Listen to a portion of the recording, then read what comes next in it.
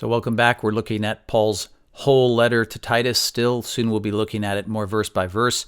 And we've been asking questions of each of the major chapters, the 3 chapters as we have them in the letter. And we noticed right away that as we asked questions about God, that the virtues of God are mentioned in each of the 3 chapters as having manifested or appeared. Different virtues, of course.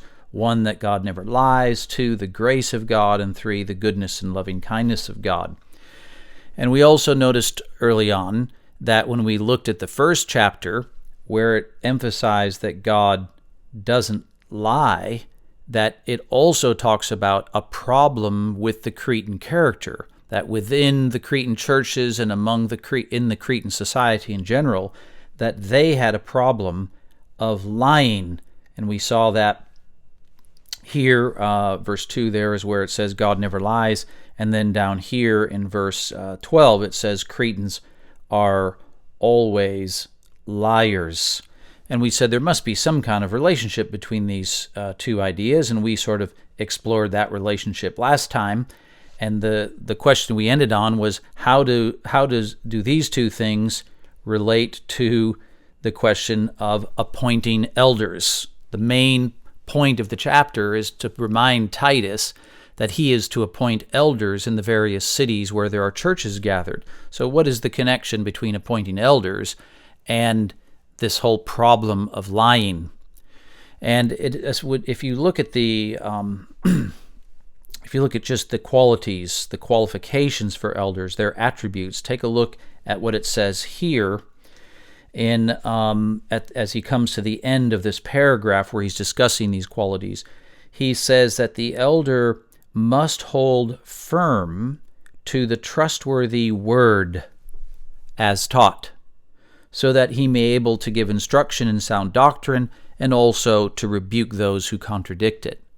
In other words, the elder has to hold fast to the word of God as taught. Now, why is that such an important role for the elder?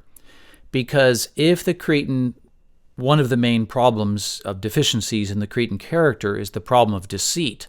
As we discussed last time, in order to overcome deceit, which we lie, we deceive because we're afraid of the truth. We think the truth will somehow diminish our life.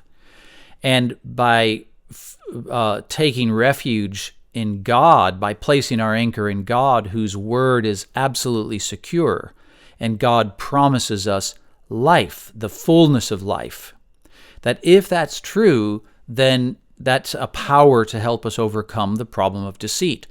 But of course, God isn't intervening every day into our lives. He doesn't show up every morning while we're drinking coffee and tell us exactly in that moment what we should be thinking. We're expected, out of our commitment to God, to open the Scriptures and to listen to them and learn, but we also need boots on the ground. We need help. And the elders serve in that function in this context. The elders are the ones who are holding firm to the trustworthy word.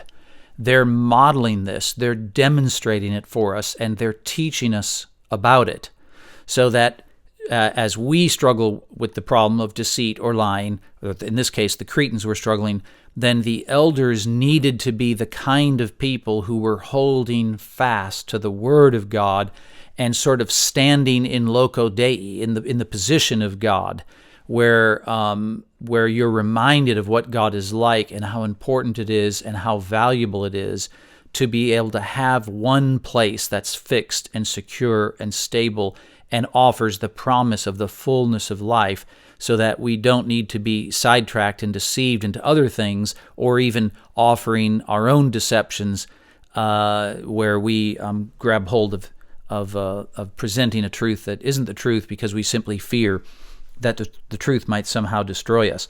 Now, your next task, if you notice, just kind of stepping back here on this chart, so we had a problem in chapter 1, the problem of lying, and we had the nature of God's character, that God never lies, and the 2 were related. Now, what we want to do for the next week is we want to ask the question, what's the problem, the main problem in the Cretan character, or that the Cretan churches are experiencing in chapter 2 that Paul is addressing? And in what particular ways is the role of the Son of God, the Son of God, Jesus, comes up in chapter 2 as a crucial sort of antidote? In what way is the work of the Son of God an antidote, an answer to the main problem discussed in chapter 2? And then you're going to do the same thing in chapter 3. What's the main problem in the Cretan character in chapter 3? That's being addressed. And now the Spirit of God surfaces. What particular role or function does the Spirit of God play in trying to deliver us from this third problem? So best wishes, and I'll see you next time.